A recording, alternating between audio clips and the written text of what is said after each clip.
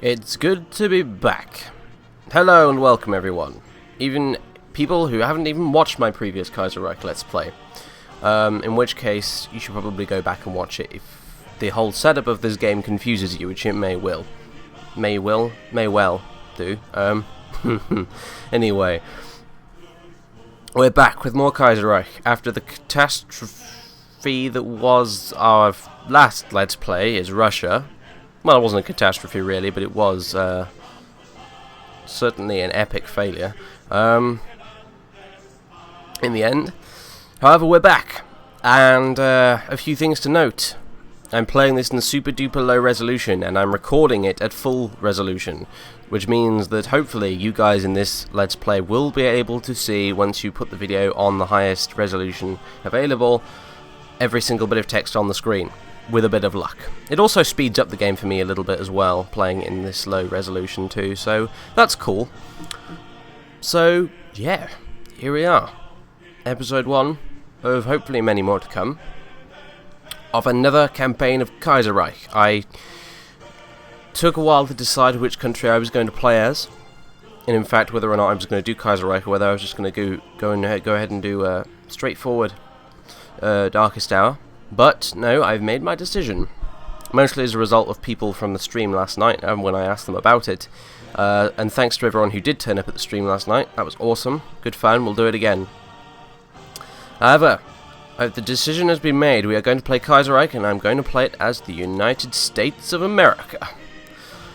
And before anyone asks, no, I will not be playing as either of the any of the factions that pop up out of the United States of America during the Civil War events. I will be playing as the US of A all the way through, and do our best to hold the Union together over the course of the Civil War, and then see what happens later on. Because of course, there's no real plan here, being that Kaiserreich is so utterly random that there's very little way of putting out a solid plan for exactly what we're going to do in this Let's Play. We're just going to, since that brought us down really last time, I'm just going to play this whole thing by ear and see what the hell happens. US is a good faction to do this as anyway, because they have an industrial base that's massive. So this won't hopefully be too difficult, like Russia was, for instance. However, we will start off in a bit of a sorry state. And just to get everyone in the mood and in the know about what's going on with the United States in Kaiserreich, I am going to read to you the entire opening paragraph of stuff on the selection screen for them. So, without further ado, let's get on with this. United States of America historical info.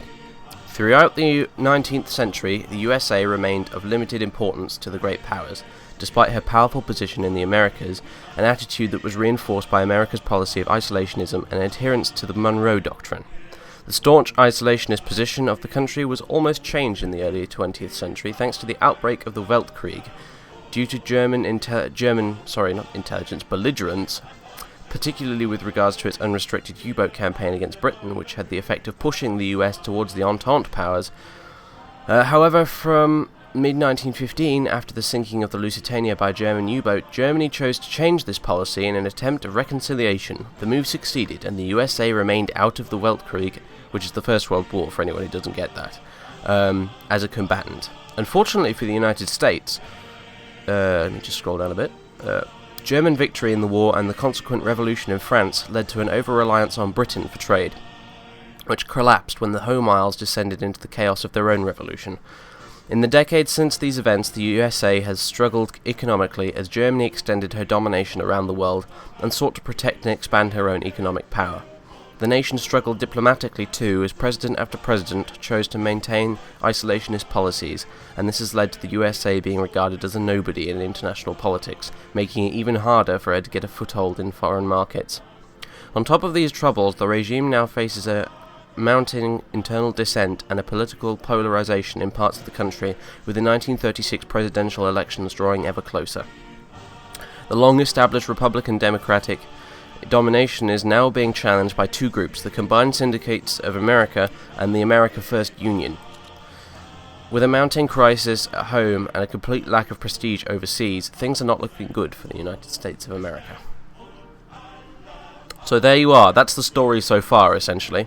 America's in the shitter because, well, yeah, they didn't elect FDR. They kept Hoover in for some reason, as well, which isn't mentioned in there. And yeah, as a result of Germany winning the war, they've gone into some sort of gigantic depression, and we're going to have to deal with that and the consequences of it.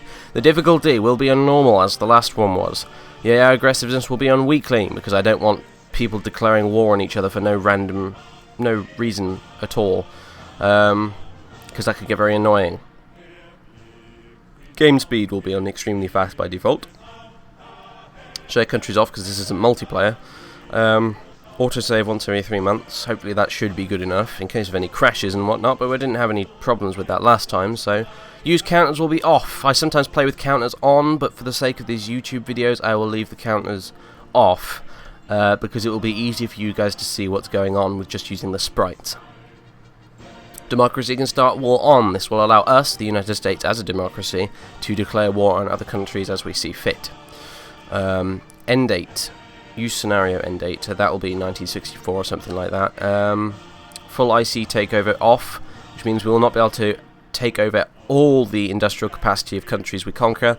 Tech team takeover is on, and as I explained in the last Let's Play, I feel this makes sense, since at the end of World War II in real life, both the Russians and the Americans went running around scooping up German scientists in the different occupation zones to get them to work on new Cold War projects. So we should be able to do that too, which is why Tech Team Takeover is on.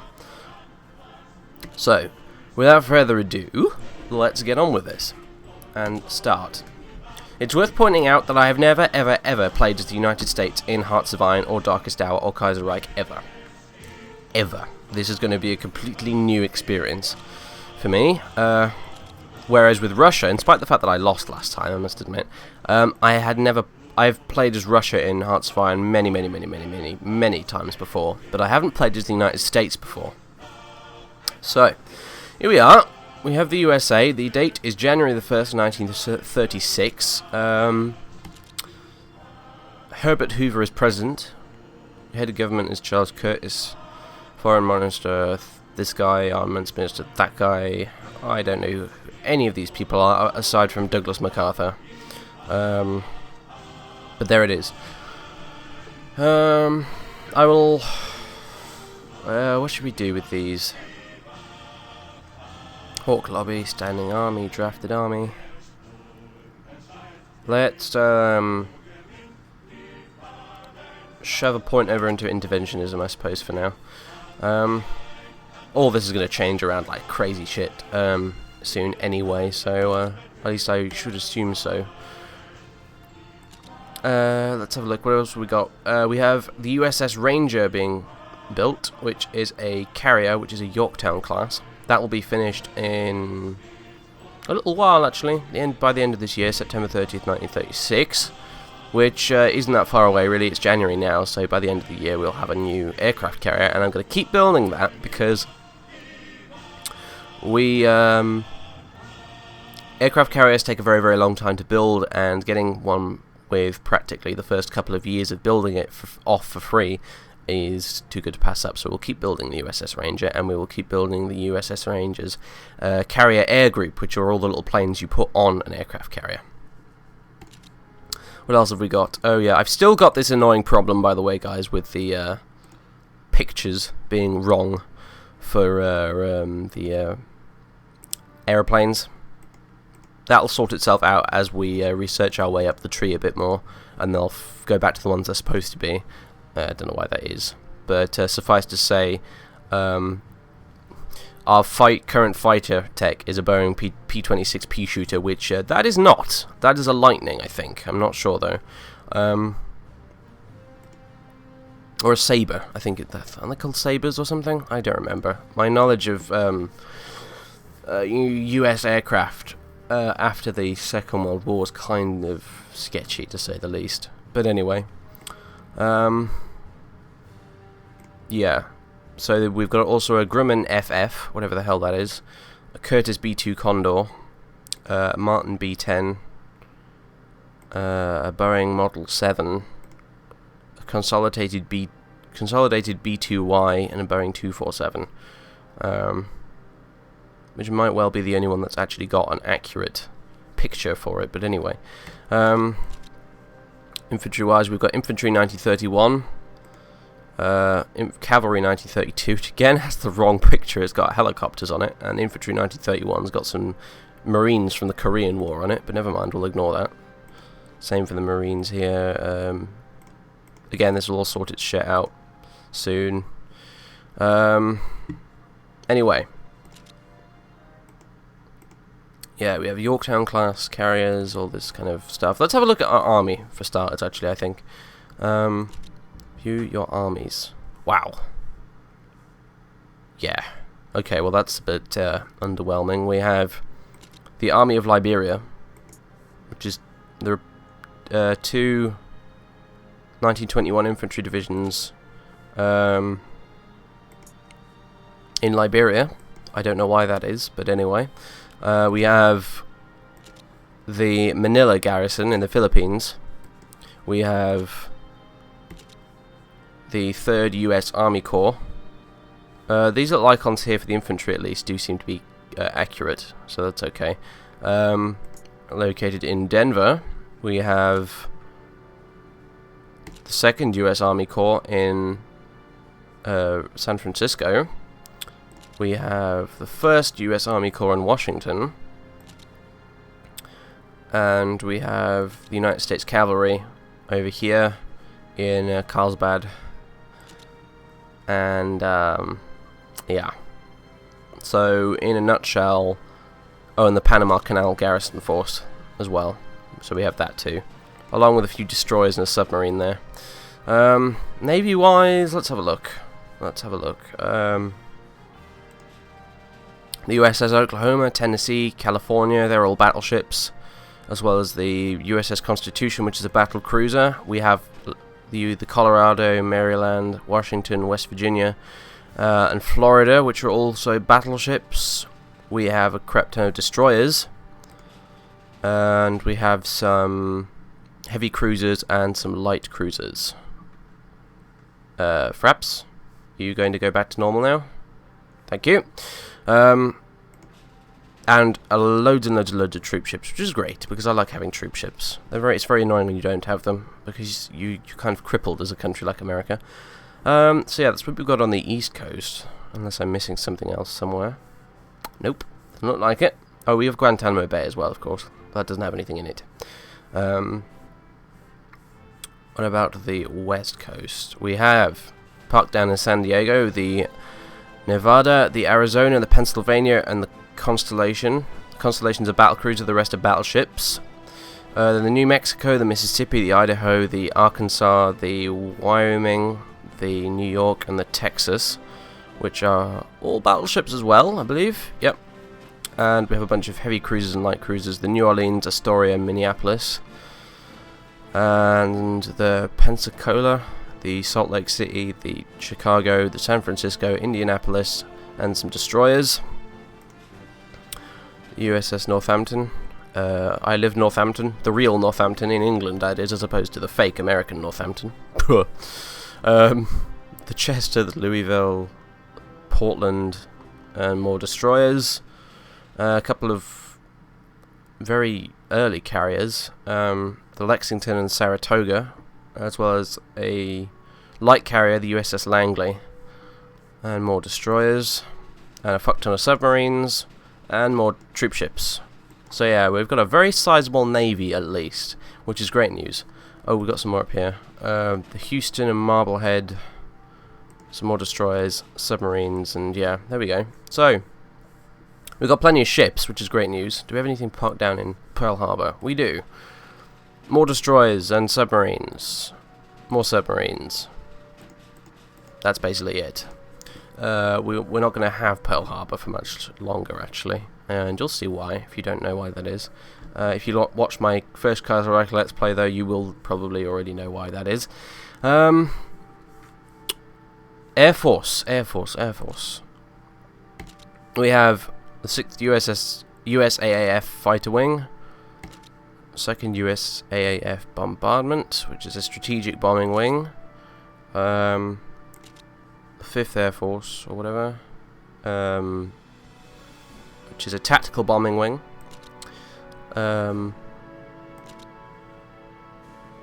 And yeah, that's kind of it really. As far as air forces go in general, we're not doing too badly. We're doing better than Russia, for instance, but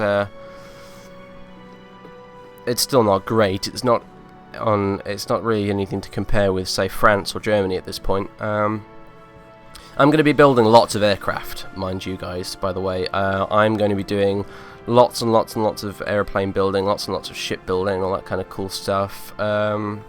We have a big industrial base as America, and I'm going to use it to the maximum, so I will not be relying far less on infantry spam and more on the far more cool toys we have at our disposal, which will include lots and lots and lots of strategic bombers, if I have anything to say about it. I want to spam B-17s and Liberators and B-29s at these guys, well, whoever it is we eventually end up at war with, since that's kind of undecided at this point. But anyway,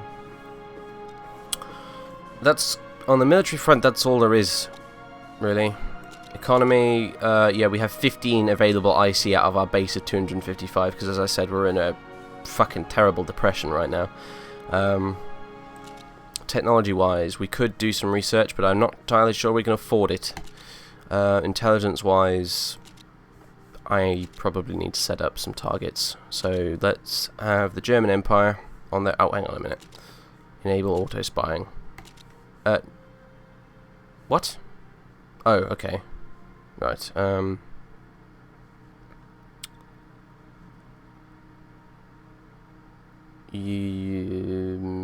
spy activity. Max spy level 20. Spy activity. This value determines how often new spy missions should be sent. Let's put that around 50 or so.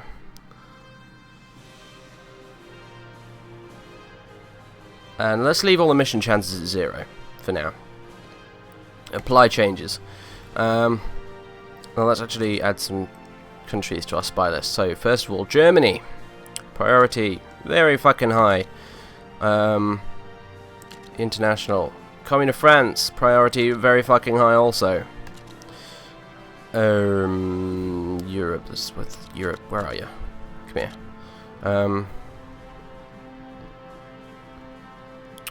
What have we got? Union of Britain, definitely. You're not quite as high as the French, so I'll put you at that. Asia. Japan, almost certainly. Japan, in this, will not try and declare war as honest like they did in real life, and like they do in Darkest Hour. The Kaiserreich Japanese AI is not programmed to just try and attack America, because there's no historical reason for them to do it in this timeline. However, I will put the priority up there anyway, around 50 or so, just to be on the safe side. You never know what they're going to be up to. They may present a problem later on, they may not.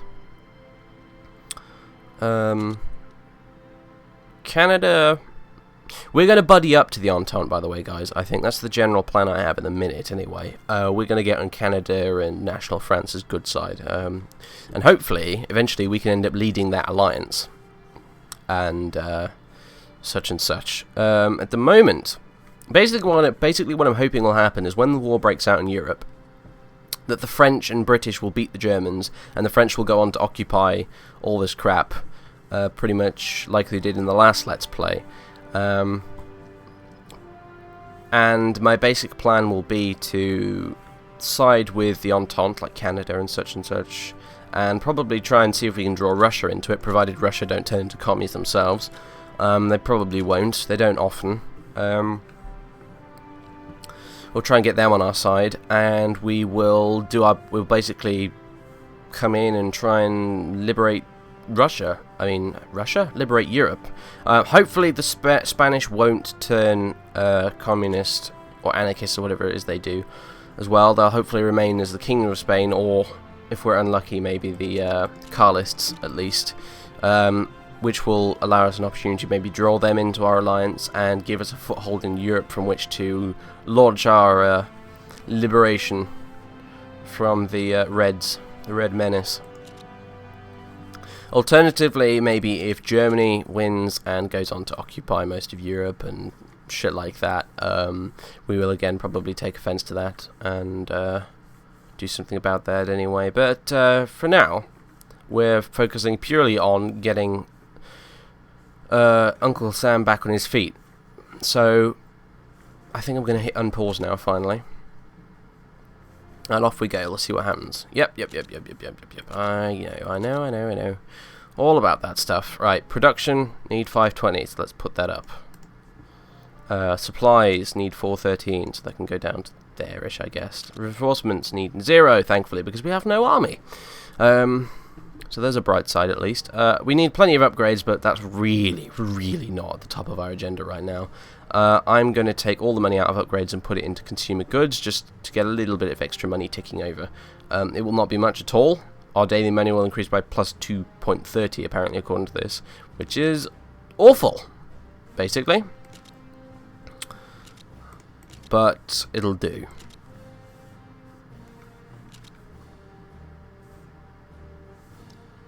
So now, I think all we really have to do is wait for breakthrough secret weapon. Oh, right, rocket engines and shit. Now all we really have to do is... Oh, hello. Totalism is announced to the world. After Oswald Mosley's meeting with other leftist leaders, it has been agreed that Maximism, Sorelianism and National Syndicalism all share basic principles of state-controlled economics, the total involvement of the state in internal affairs and the importance of the state in preserving socialism. This belief in totalitarian socialism has been abbreviated to Totalism. For this reason, the leaders of the factions present have all signed a document entitled the Totalist Charter. Available in all appropriate languages, William Foster applauded the initiative and expressed his support for Totalism. More syndicalist madness! It shall never happen here. National dissent is increased by 1 point.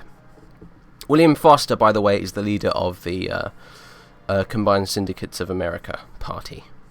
So we'll be seeing more of him later on.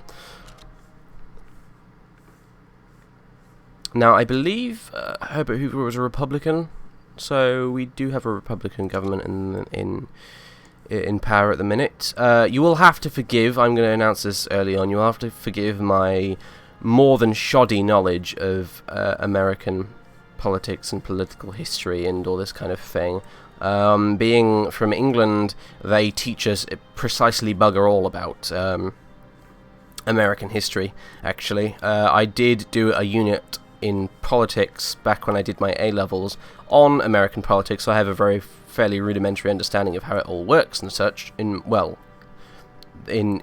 times and stuff like that. But as far as my history goes, pretty much everything about the United States prior to, like, 1929 is almost non-existent. So you'll have to forgive me for that, but never mind. So as a result, these kind of people in our cabinet at the minute, like Herbert Hoover, etc., etc., I do not know who any of those are. You American viewers may well know who they are, but I don't. So you'll have to bear with me. Anyway, February 1st, 1936, Washington. For mafia escalation. The power of the mafia is increasing. These criminals are getting out of control. National dissent is increased by plus 1%. It's a big problem. Who knows?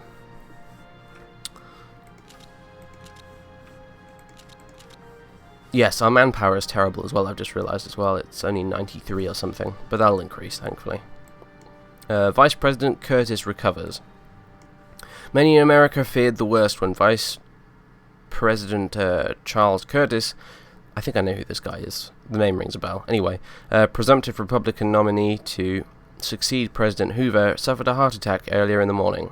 The White House finally announced that the Vice President was slowly recovering. If Curtis could be the first president of a Native American ancestry, his poor health seems to be a dark omen for the end of the Hoover administration. National dissent is increased by plus 1%. Let's hope he'll have a good running mate. I'm actually just going to pause right now, make sure everything is recording properly at the right sound levels, this, that, and the other, blah, blah, blah, blah, and I'll be back in a second. Although I just want to mention, I think it's really cool how, like, the little pop-up events for each different country are personalised. Like, if you're playing as Soviet Russia, the little pop-up is like a newspaper with Pravda at the top, but if we're playing as America, it's the Washington Post and stuff. I think that's really neat. Just wanted to mention that. I think it's cool. So anyway, I'm just going to save the game. and I will be back with you momentarily.